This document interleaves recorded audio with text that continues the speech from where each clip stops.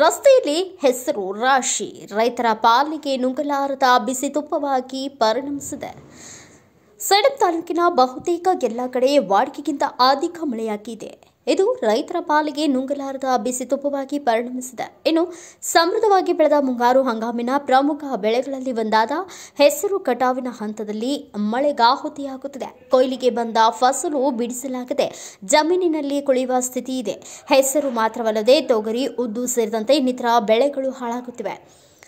ಯಾನಗುಂದಿ, ಮೇದಕ್, ರಿಪ್ಪನ್ಪಲ್ಲಿ, ಮುಧೋಳ, ಪಾಖಲ್, ಶಿಲಾರ್ಕೋಟ್, ಬೆನಕನಹಳ್ಳಿ, ಕುಡ್ಲ ಸುತ್ತಮುತ್ತಲಿನ ಹಳ್ಳಿಗಳು ರಸ್ತೆಗೆ ತಂದು ರಸ್ತೆ ಮೇಲೆ ಹಾಕಿ ಕಾಯುವ ಕೆಲಸ ಮಾಡುತ್ತಿದ್ದಾರೆ. ಆಗಾಗ ಬರುತ್ತಿರುವ ಬಿಸಿಲಿಗೆ ಒಂಚೂರು ಒಣಗಬಹುದು, ಇಲ್ಲವಾದರೆ ಗಾಳಿ ಆಡಬಹುದು ಎನ್ನುವ ಆಶಾಭಾವನೆ ರೈತರದಾಗಿದೆ.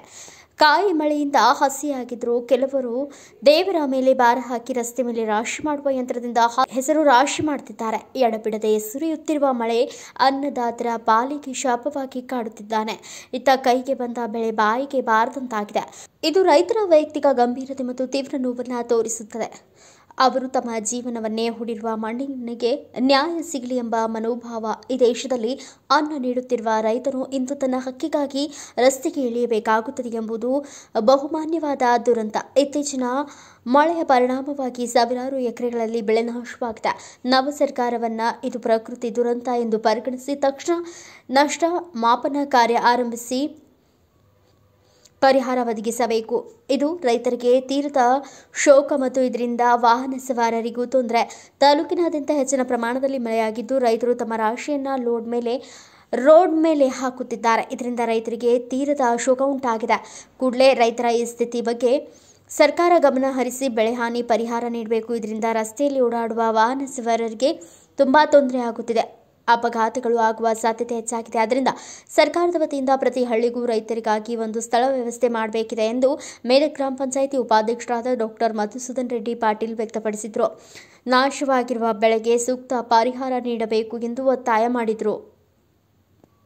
ಜಯ ಕರ್ನಾಟಕ ಜನಪರ ವೇದಿಕೆ ಜಿಲ್ಲಾ ಉಪಾಧ್ಯಕ್ಷರಾದ ವರದಸ್ವಾಮಿ ಬಿ ಹಿರೇಮಠ ಅವರು ಅಭಿಪ್ರಾಯವನ್ನು ವ್ಯಕ್ತಪಡಿಸಿದರು.